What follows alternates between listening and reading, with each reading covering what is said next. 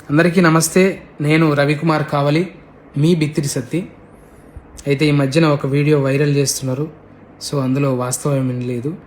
నేను ఎప్పటిలాగానే comedy videos చేస్తూ చిన్న చిన్న క్లిప్స్ రీల్స్ లాగా షార్ట్స్ లాగా పెడుతుంటా. అందులో చిన్న స్పెల్లింగ్ మిస్టేక్ అయింది. సో భగవద్గీత అంటే నేను ఆరాధిస్తా, పారాయణం చేయడానికి ప్రయత్నిస్తుంటా, ప్రచారం చేస్తుంటా. నా అభిమానులు, శ్రేయోభిలాషులు, నన్ను ప్రేమించేటోళ్ళు, నా బంధుమిత్రులు నిజంగా అది కించపరిచినట్టు అనిపిస్తే తప్పకుండా క్షమించమని అడుగుతున్నా. కానీ ఉద్దేశపూర్వకంగా చేస్తే మాత్రం అది ఎదుర్కొంటా ఖచ్చితంగా. ఇంకా వాళ్ళు మనం ఎన్ని రోజులు చేసినా 15 ఏళ్ళ నుంచి చేస్తున్నప్పుడు ఎలా మన మీద అట్లాంటివి వైరల్ చేయబుద్ధి అయిందో ఇక వాళ్ళగా విఘ్నతకే వదిలేస్తున్నా. Thank you.